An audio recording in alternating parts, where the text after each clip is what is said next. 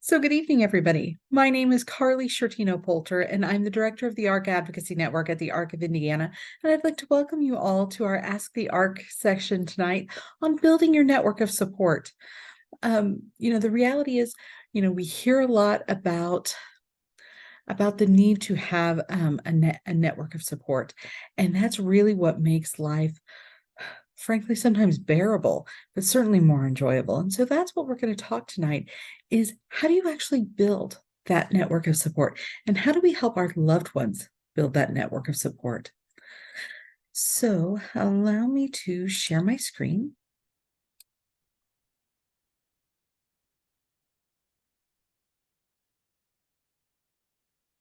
So again, I'd like to thank you for joining us for our Ask the ARC webinar tonight.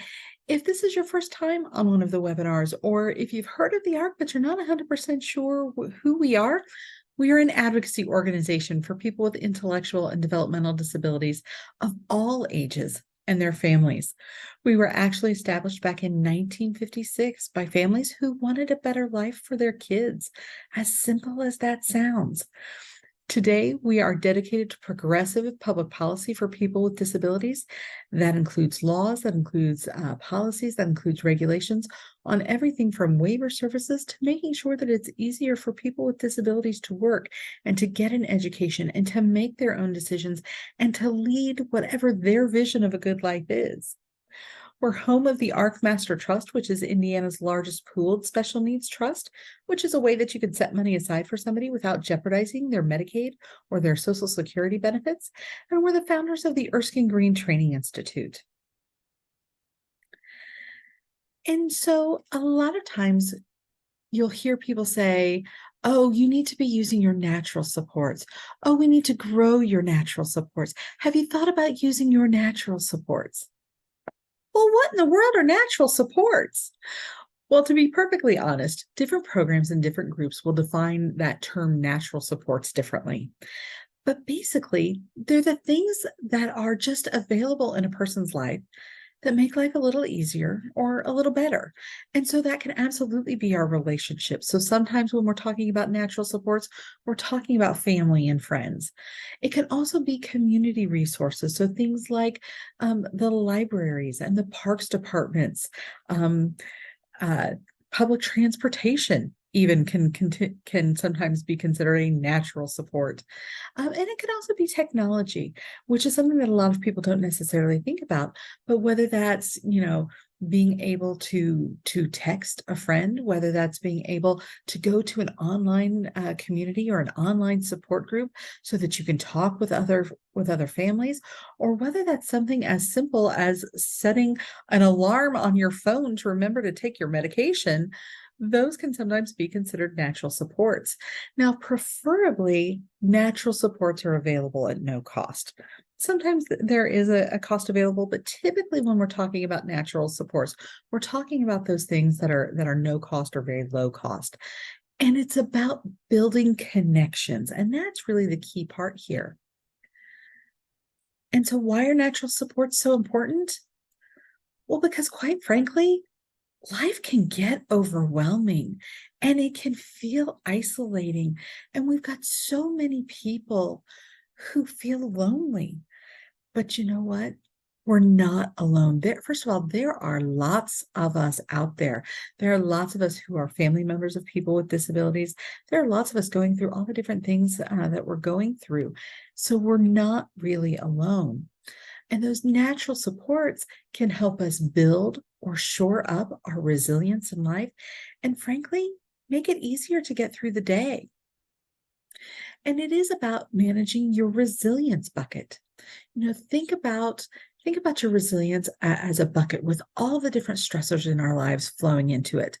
Our job, our bills, the fight we had with our sister, trying to manage all the different sporting events that our kids are involved with, dealing with the case conference and the IEP, and all these things are flowing into our bucket. And sometimes that bucket can overflow. And sometimes that bucket can tip over. And when that happens, that's when we're at our lowest points. That's when we feel completely overwhelmed. that's when sometimes people break. But you know what? Natural supports are the taps that keep our buckets from overflowing. They help us manage our stress. They keep life from getting too overwhelming. And you can always strengthen your resilience bucket by adding more taps, by shoring up the existing taps that you have. But the important thing is to make sure that we're managing that flow of all of the things going on in our lives so that our bucket doesn't overflow, so that we aren't overwhelmed, and so that we're not breaking. And we do that by building communities and resources. And that's something that the life course framework can actually help with, because the reality is it's about living a good life and recognizing that each person's vision of a good life is going to be different. My good life looks different from my mother's good life, which looks different from my husband's good life, which looks different from my son's good life.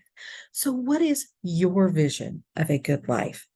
And what do you need to achieve that vision of a good life? What do you already have that's helping you achieve it? And what do you still need? What are the things you need to develop or things you need to get involved with to help you achieve that good life?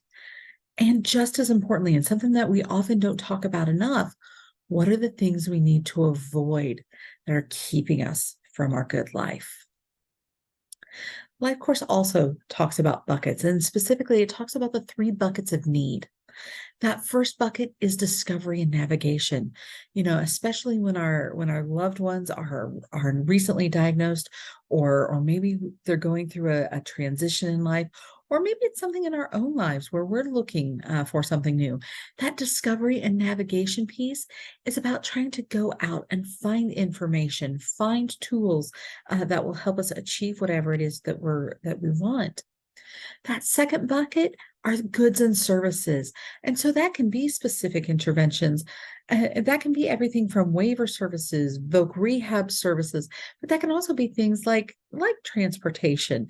That can be things like getting a new computer, whatever those things are that we need that are goods and services that are helping us achieve our good life.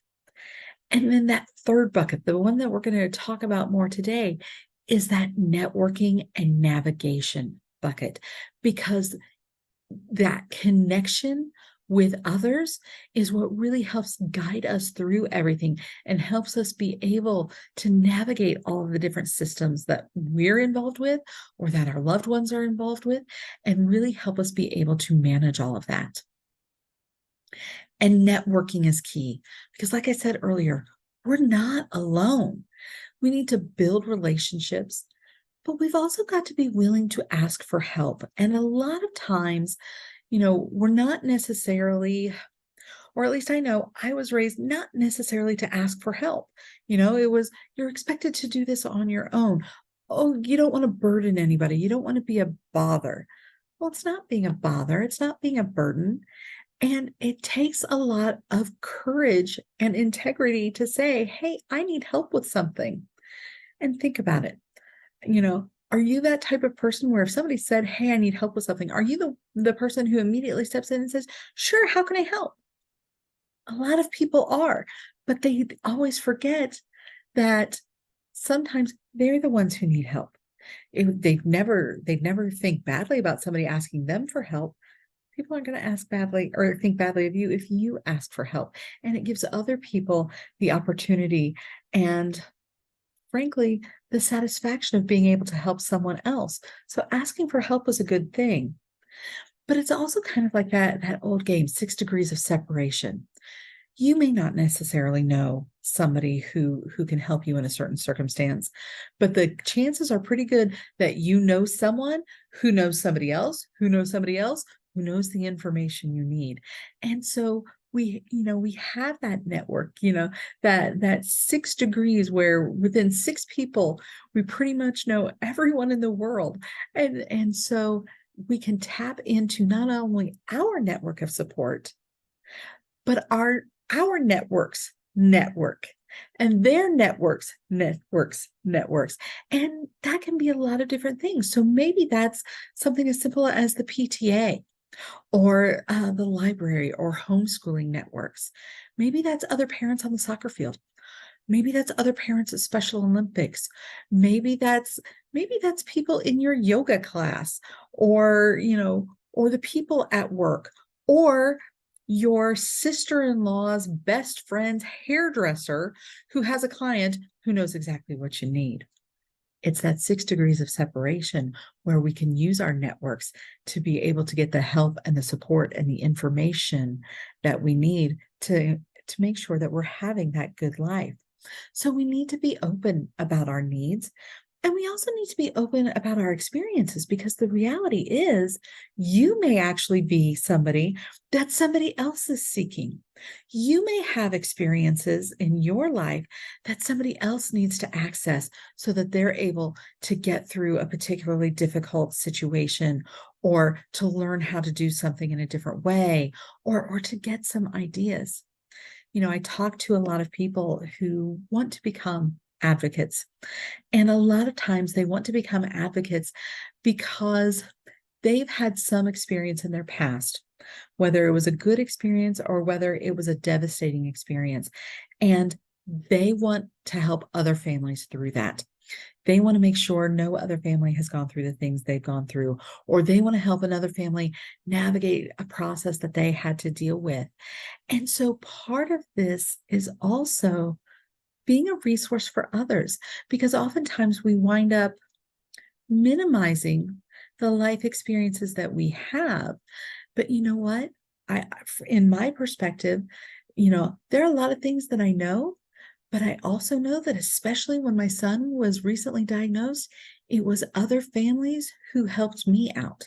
It was other moms telling me about the waiver. It was other moms and other dads talking to me about special education. And yes, it's about those big things like waivers and special education and the medical community and all that. But sometimes it's also the little things that make life easier, that make life better.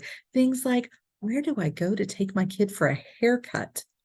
Where can I go where if he starts having a meltdown, I'm not going to have a million eyes turning and looking at me thinking, God, what a bad mom she is. Where are those welcoming environments? And the thing is, you've got those experiences already. You've been building those experiences. So consider being that resource for others and being part of their network of support. And it starts by identifying your networks of support, because we all have extended circles of support. And the people in our circles have their own circles. And we can extend our networks by asking our network to access theirs. I'll be honest, when I was developing this presentation and I was looking for different graphics, I saw this particular one where, you've got, the individual in the center surrounded by their family, then their friends, the people they know from work, things like that. But what stopped me is that in that friends circle is the name Susan. And the reality is, I saw that and it must have just hit me that day. I recognized that. But I got overly excited because I was like, oh, I've got a Susan in my network. Okay, the reality is I have a couple of Susans in my network, people that I have gone to, people that I have talked things through with, people who called me to talk things through with. And having those Susans that I can talk to, whether it's, oh my gosh, you will not believe what just happened last night, or whether it's, okay, I'm having this problem. Here's what's going on. What do you think? What are your thoughts on this? Having those Susans out there are what make life a whole lot manageable. So think about who is in your network of support. Who are the people that you may just have kind of a passing interaction with, or people that you want to, or those people who are your best friends. And sometimes you might see them regularly, sometimes you may not. But think about who is in your network of support. I see we've got a question, so I'm going to go ahead and look. Somebody's writing in, having a Susan is awesome. And here's the thing, the person who's writing in, she is part of my network of support as well. And we share one of those Susans I was talking about.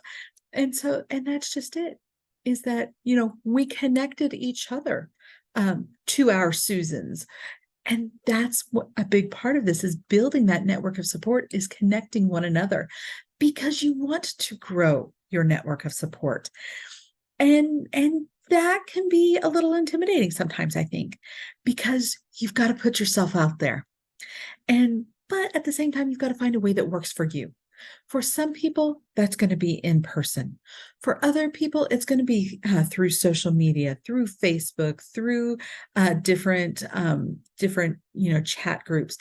Obviously, that is not one of my particular strong suits. But find that way that works for you. Find events on the topics that you care about. Yes, it can be disability related, but my goodness, that is only one part of our lives. If you are somebody who loves to read, join a book club. If you are somebody who loves art, maybe that's being part of your local museum's support guild, or maybe that's taking an art class. Find those topics that interest you. And the reality is, we all have a lot in common. So you may be joining a book club just because you like to read, and it turns out that somebody else in the book club also has a loved one with a disability, and you guys wind up finding out about that and having that in common. Because, like I said, there are lots of us. And so, that's building part of that network of support. It's about introducing yourself. And the reality is, I know that makes so many people uncomfortable. That idea of just going up and introducing yourself, it's intimidating. I'll be perfectly honest, it's even intimidating for me. Most people don't think that. They're like, "Oh, Carly talks to everybody." I do talk to everybody. I force myself to talk to everybody, is the reality of this. And that's okay. It gets me more comfortable over time. But the reality is, most people are uncomfortable talking and introducing themselves to other people. And the reality is, a lot of people are grateful when someone else is willing to break the ice. So consider being the one to break the ice and then follow up. I've got somebody else who is raising their hand. I'm going to be perfectly honest. I do not know how to have you respond to that. Could you potentially put your question in the Q&A section, because that will be a little easier to be able to share your comment or answer your question that you may have. Like I said, this is how social media is not my thing, because I tend to joke I'm very cutting edge for 1995. Not always the best thing out there. But here's the thing, we not only need to grow our network of support, we need to help our loved one grow their networks of support. And that is something that oftentimes gets overlooked. I talk with a lot of families, and especially with that older generation of family. What happened was, mom would always just bring her son with her. So the son's network of support was really all of mom's friends. He didn't necessarily have friends of his own. And so part of that too is making sure that we're building our loved ones' networks of support. And a big part of that is social opportunities. I was recently on a webinar that the state put on with Dr. Karen Harvey as the featured speaker. She's a nationally recognized expert in treating trauma in individuals with intellectual and developmental disabilities. And she said the most profound thing during her session. She said, people with intellectual disabilities are not at risk for exploitation because of their disability. They're at risk of exploitation because they're lonely. And that really kind of hit me. And I realized she's right. Because a lot of times, when we have individuals who are, they may put themselves in some situations that maybe aren't the safest, or they may do things that we don't necessarily want them to do, like giving away money or something like that. And a lot of times it's because they're lonely. and wanting friends. And so one of the things we need to do is make sure that we are helping our loved ones grow their network of support. So we need to get them involved in activities, whether that's, Special Olympics, whether that's Self Advocates of Indiana, which is an incredible organization, you know, but we also don't want them to exclusively be in disability related or organizations. We want to make sure that they're included in the general public. So, if your loved one is interested in cake decorating, then take a cake decorating class through your local craft store, or through your local library or community center. You know, take a yoga class, take a Tai Chi class, whatever the case may be. If your loved one loves to dance, then get them in a dance class, get them in a dance club. It's a great way to meet people and have fun and keep yourself healthy all at the same time. So think about those things that your loved one enjoys doing. And start those things. I think about my son with this too. And the reality is, he's not really a joiner. He is very reluctant. It takes him a long time to warm up to people. But once he does, it makes a huge difference. And so part of that is, if you've got a loved one who, you know, is obsessive about, Pokemon Go, then by golly, do a community action day. If they love gaming, there are tons of gamers.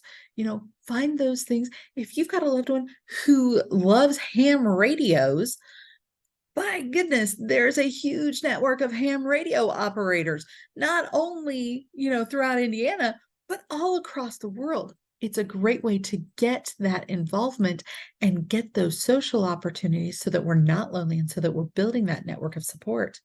So we want to develop those friendships. And part of that is meeting the neighbors. So maybe that's taking a walk each night.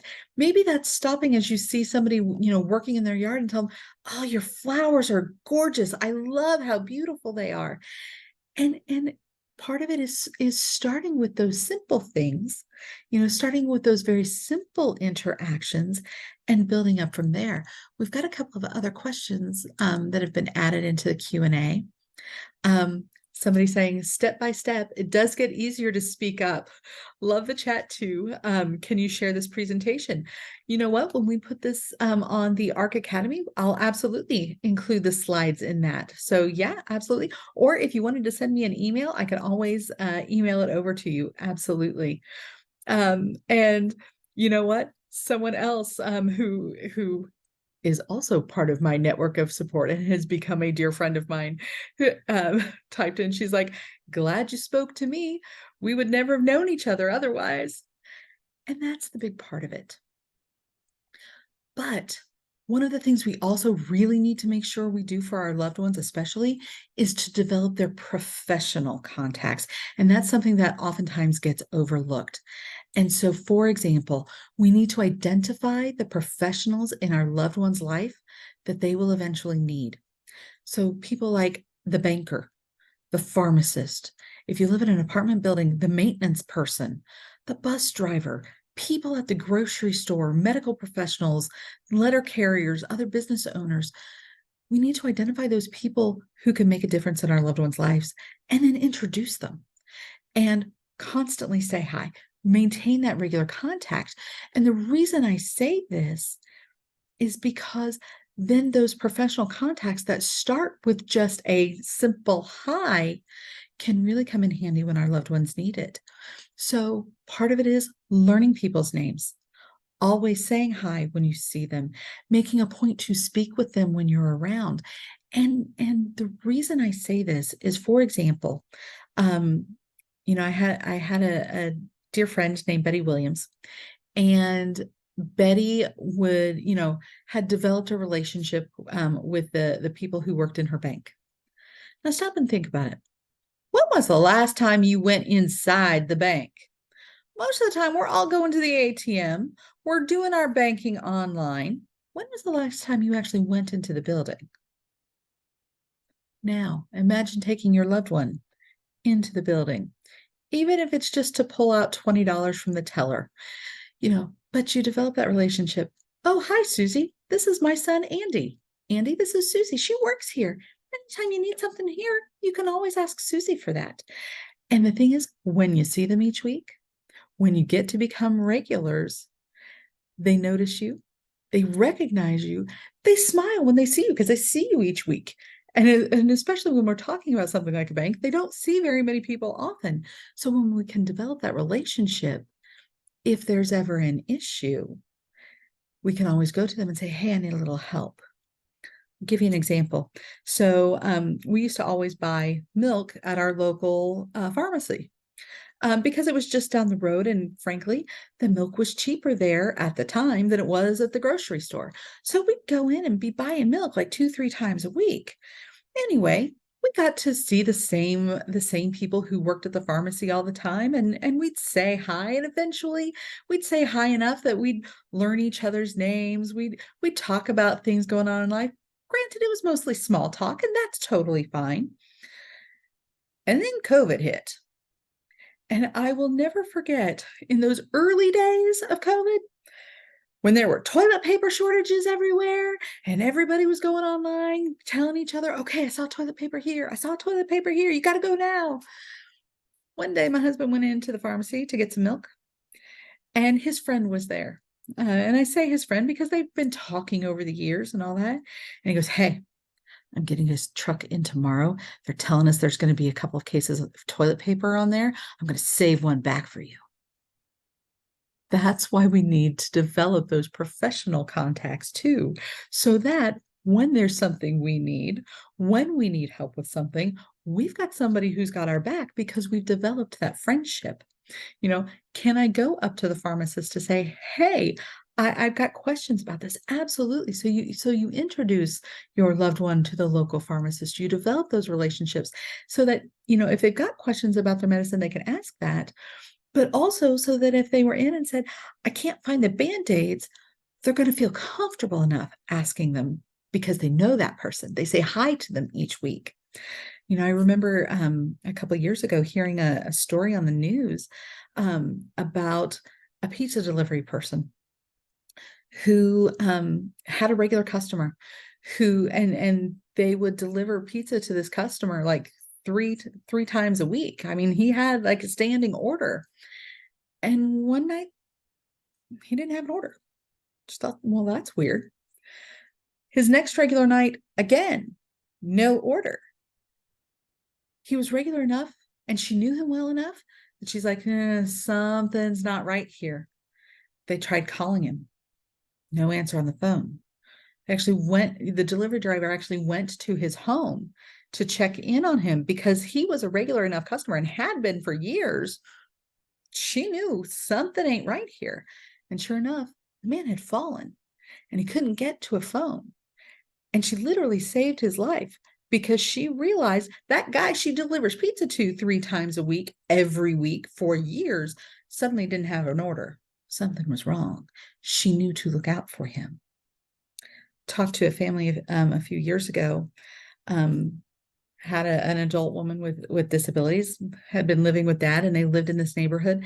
Everybody knew the daughter. Dad would take her everywhere. She knew everybody at the bank. She knew everybody at the store. She had a job at a local restaurant. Everybody knew her. And they knew her well enough, and dad had made sure to introduce her to everybody, to develop those relationships so that if she was in the grocery store by herself, and dad wasn't there, first of all, everybody would kind of look out for her because they knew her. They'd keep an eye on her. But at the same time, they could say, hey, Jenny, you forgot to grab your dad's coffee. Don't forget it today. Things like that, because they knew her well enough. They were keeping an eye out on her. And that's a big part of why we also have to make sure that we are helping our loved ones develop those relationships, even relationships with those professionals, so that we have extra people who are keeping an eye on our loved ones. So we have those people who are just going to have a little bit of oversight, so that if somebody else kind of came in and was kind of, being a little too close or something like that, that employee who's known Jenny her whole life is going to kind of come over and check in on her, make sure she's okay. kind of wave away that creepy guy who's suddenly paying a little too much attention. So we want to make sure that we are developing that familiarity, because people do start to look out for you, and we have those individuals that we can ask for help when needed. And it all starts by saying hi, by smiling, by making eye contact. And yeah, that can be a little bit intimidating, but the payoff is well worth it. So just to kind of recap here, when it comes to building our networks of support, we want to start by identifying what we want in life. What are the things that we want? What are the things we ultimately want to achieve, either life in general or in a specific situation? We want to identify what resources you already have to achieve those goals and what you still need to develop. And that's not just what types of resources, what types of technology or anything like that. It's also what types of relationships do we need to develop that's going to help things continue on, and letting that be your guide in all of this. Identifying your current network of support, and then identifying what are some ways you can build that network of support, not just within the disability world, but in that broader world in general, so that when you need a night to deal with stress, to get rid of the stress, you can go do that and have fun. This past weekend, I was at a couple of different events up in Fort Wayne, and so I was up there working, and one of my Susans is up in Fort Wayne. She knew I was up there. She knew I was alone, and she texted me. She's like, "Hey, want to grab dinner while you're here?" She and I had not only had dinner, we sat there for like 3 hours, just totally catching up, having fun, laughing. And my goodness, did we need that? So yes, building your network of support is about being able to find resources and having that friend of a friend of a friend who can help you out with something when you need it. But it's also about laughing. It's also about having a good time. It's also about taking away the stress. So identify your current network of support and grow your network of support. Grow your loved ones' network of support and reassess your needs periodically. You know, maybe you've been doing something for a long time. Maybe you need to stretch out and try something new. Or maybe, a lot of the resources you previously had have gone away for some reason. I'll be honest, in my job, there have been a couple of times in the last few years where we seem to have like mass retirements. And so a lot of the people I knew are no longer there.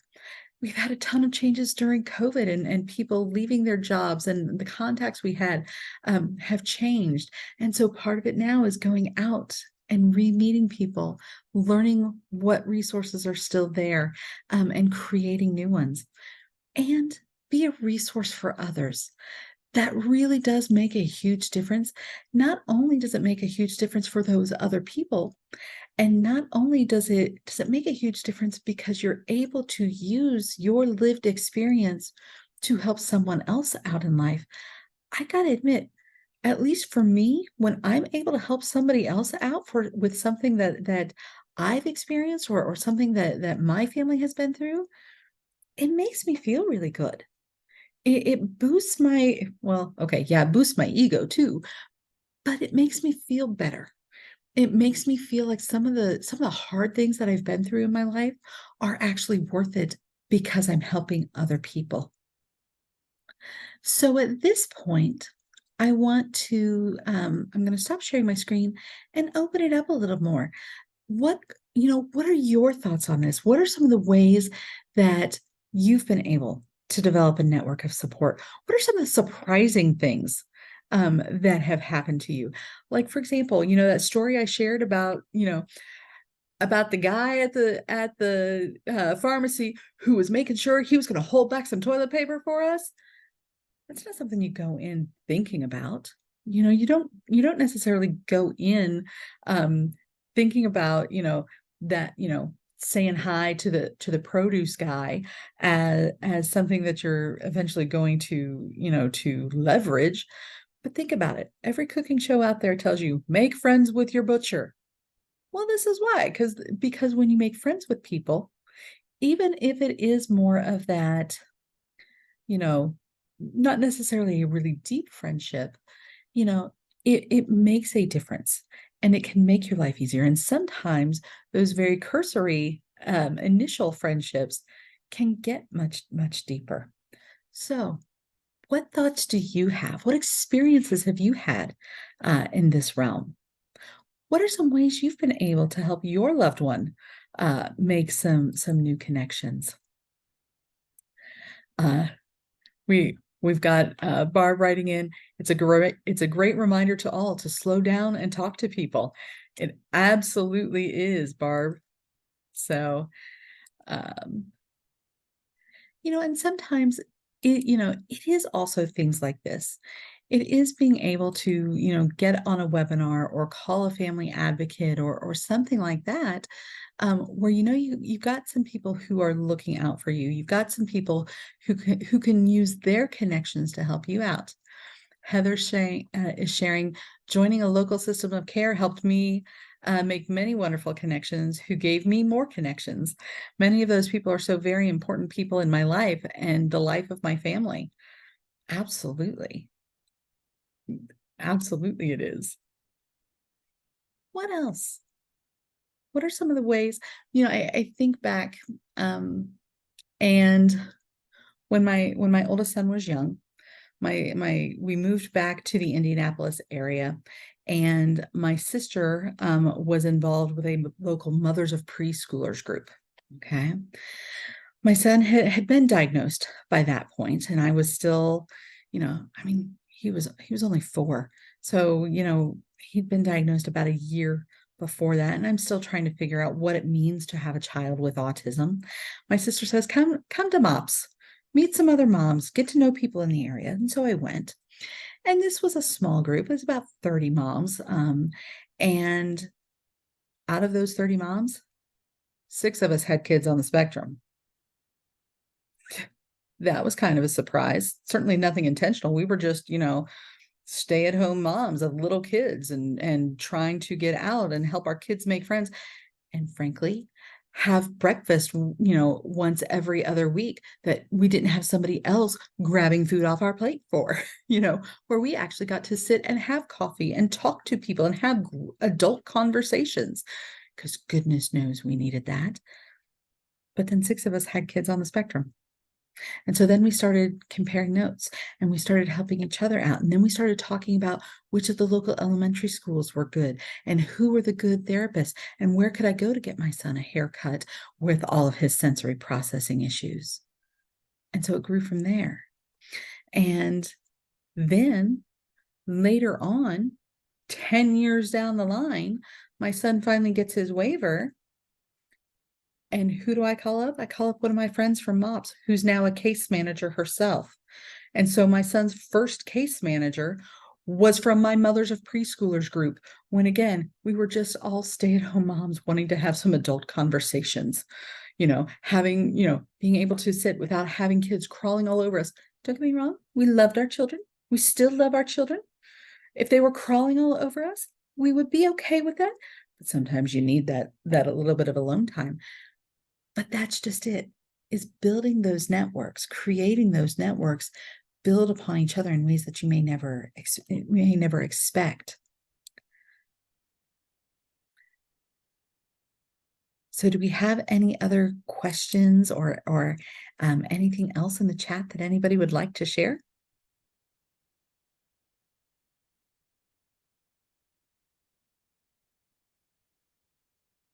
You are welcome to continue to add to this. But one of the big things I'd like to share is that the ARC is part of your network of support. Whenever you have questions, whenever you're trying to find resources, whenever you need to talk something through and talk it through with somebody who actually understands what you mean, give us a call here at the ARC. Talk with our family advocates. That's what we're here for. When you're trying to find, ways to increase your network, whether that's through Self Advocates of Indiana, whether that's, whether that's you're wanting to help your loved one, get a job. And so maybe you're looking at Erskine Green or something along those lines. That's what we're here for. So, we are part of your network of support too. Somebody else just added, talk to the ARC staff. Absolutely. When, you know, we have trust beneficiaries as they're looking for things, or they're looking for ways to achieve whatever their dreams are. They've got the trust staff who are helping them achieve those dreams. So know that we're part of your network of support as well. Well, ladies and gentlemen, thank you so much for joining us tonight for today's Ask the ARC session on building your network of support. Next month is Disabilities Employment Month. That's what October always is. And so next month, our Ask the ARC webinar is going to be on working and benefits, because I know a lot of times families are a little afraid about how working will impact somebody's benefits. And there's a lot of misinformation out there and a lot of hidden resources that a lot of people don't know about. So join us next month for Ask the ARC on working and benefits. I've got somebody else who shared knowing emergency service people in our small community was very helpful when our son had an unexpected incident, and they had people responding who knew him and his intellectual disability. Oh my goodness, Terry, that is an excellent point. You know what? You actually just brought up something for me. So about a year ago, a good friend of mine had a really bad health situation. And in all honesty, we weren't 100% sure if she was going to make it. She's a really strong advocate in and of herself. And, she had made a lot of plans for what would happen when she passed away, because she had a son with a disability and she's his legal guardian and all of that. But the thing was, she was still alive. And so all of those things that she had put in place for the just in case couldn't be used. And so it was having those relationships with people, knowing each other, and being in a small community helps, where we could kind of leverage some of those things. So for example, her son actually ran out of his medication. Well, mom couldn't make that call to call them up. So somebody else could call and say, okay, I know you're not allowed to say anything to me. That's fine. I don't need you to say anything to me. Here's what's going on. And now he's out of his meds. I understand what you're telling me. Thank you. Is the only thing that they were allowed to say. But within an hour, he had a new prescription sitting at the pharmacy, ready to be picked up. One of the things we were trying to figure out was there already a co-guardian or successor guardian named? Well, we couldn't find the paperwork. Called the county clerk's office. Not allowed to tell you that. What I am allowed to say is that this hasn't been changed since 2015. That told us exactly what we needed to do. And so sometimes, especially when people know that there's an issue going on, but when you have those friendships, or even those acquaintances, everybody's going to step in to help however they can. And it really does make a big difference. And you know what, talking about making sure that you are building relationships with those first responders, with police, with EMS, with the fire department, letting them know, hey, we've got an individual who lives at this address, who has a disability and who has sensory issues. They may try to hide from the fire alarm. That makes a huge difference in letting them know. And when we can develop some of those relationships, we also take away some of the fear for our loved ones, whether that's somebody with a disability or somebody who doesn't, who may not know, who may be intimidated by a fire truck or may be intimidated by an ambulance or something like that. So being able to develop those relationships really does make a huge difference, And at the same time, I remember, like, back when I was in high school, I was always staying after school. I was in a lot of clubs and all that. Well, I knew the janitors really well because I was always at school. But it's high school, and high school kids can be punks sometimes. I was one of the only people who would actually say hi, and I would say hi all the time. And we'd talk, and it would be small talk and everything, but it was stuff that we enjoyed. And so, like, when I got locked out of the building, but I still needed something, they'd help me, they'd get it done, because we knew each other. we developed that network of support. We were there for each other. And it was saying things like happy birthday and, Merry Christmas and, whatever the case may be. But those relationships really do make a huge difference. Well, ladies and gentlemen, again, thank you so much for joining us this evening. I hope that this was helpful. As always, you're welcome to call and talk to the family advocates at the Arc of Indiana. Our number's 317-977-2375. We've got a couple more people who have added things. Mostly just saying thank you. And thank you for joining us tonight. Have a wonderful day, everyone. Bye-bye.